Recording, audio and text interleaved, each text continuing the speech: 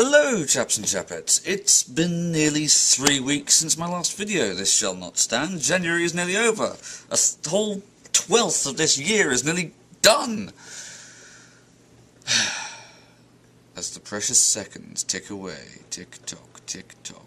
Well, it's raining outside and I've got far more important things to be doing, so I thought I'm going to do a video for you. Following on from my last video, I've been thinking a lot about what in hindsight would have been useful to know going into drama school for me.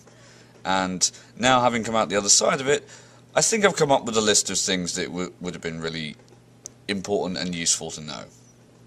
I don't know if this is going to come in useful to any of you guys, but it is what it is.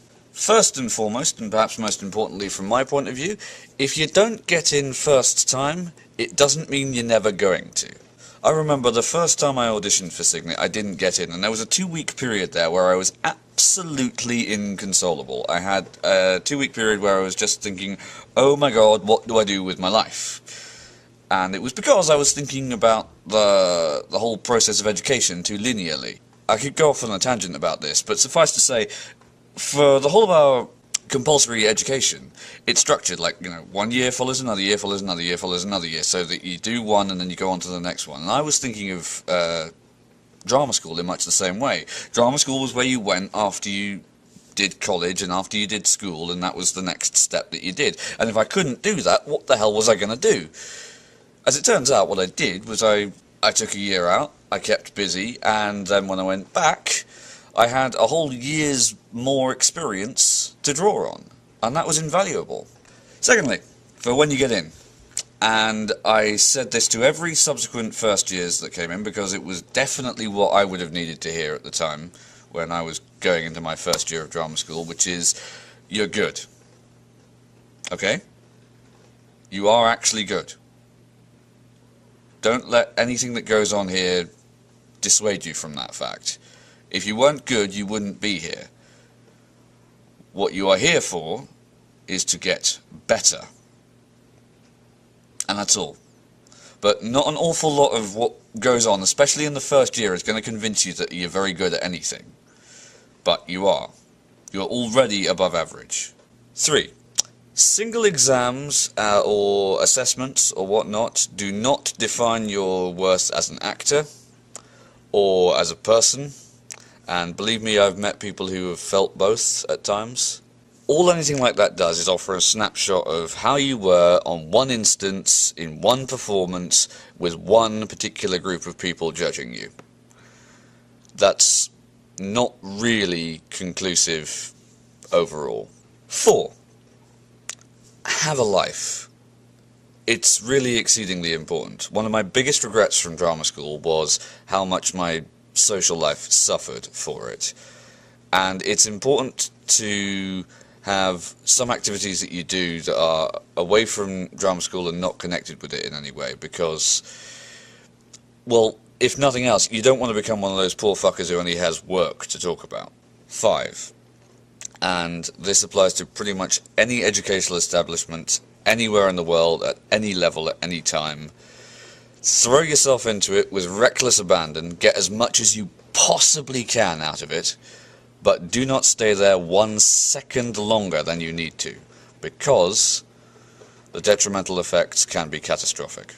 Educational institutions do just that. They institutionalize people if you stay there too long. And often, kind of going back to one of my previous points, it becomes comfortable, it becomes routine, and the prospect of actually going out and doing the thing that you're training to do becomes less and less palatable or desirable to you. But that is, after all, why you're there, isn't it?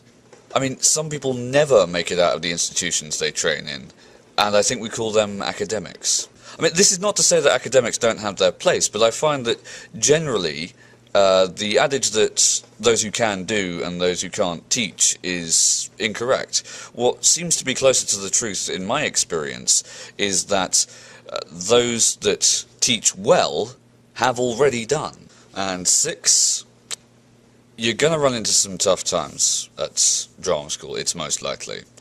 And while I can't advise you on specifically what to do, bear in mind two things always.